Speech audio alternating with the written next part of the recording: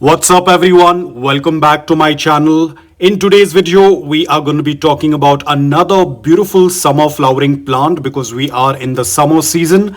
These are dahlias. Now guys, there are different varieties when it comes to dahlias.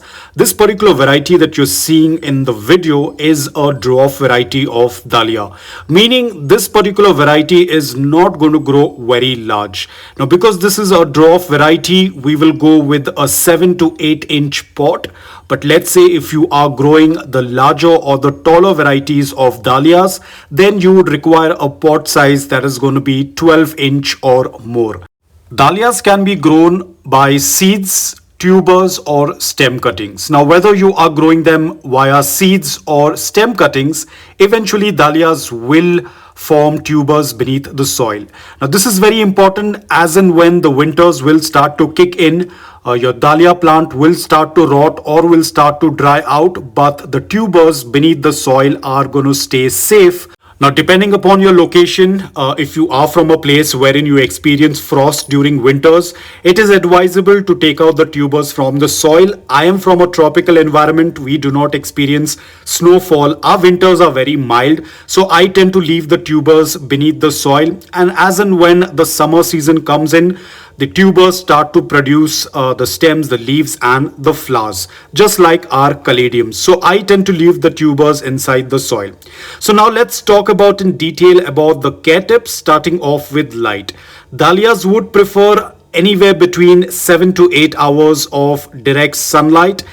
Try to avoid afternoon direct sunlight, especially if it's very harsh. So you can provide them with 7 to 8 hours of morning direct sunlight. Thereafter, you can provide indirect bright light during the afternoons. Soil has to be loose, porous, well draining, rich in organic matter that tends to retain slight amount of moisture. I use a mix of garden soil, coco peat and sand. Coco peat is going to retain slight amount of moisture, whereas sand is going to help the soil mix become well draining. Talking about watering, whenever you see around 1 to 2 inch of the upper layer of soil is dry, go ahead and do a complete watering until the water starts passing through the drain hole. Do not keep the soil dry for a longer period of time, otherwise your plant will start to dry out.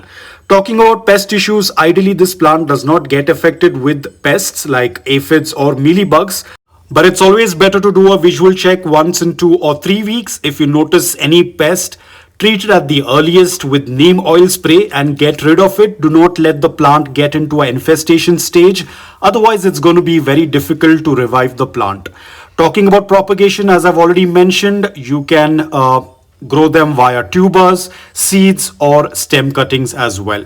I do have a stem cutting. Once it's completely ready, I will definitely make an update video on it.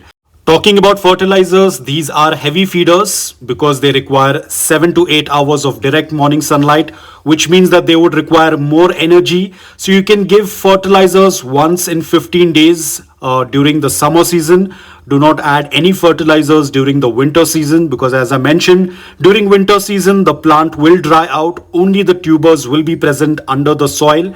So during the dormant period, which is the winters, please do not add any water or fertilizer in the pot wherein the tubers are resting.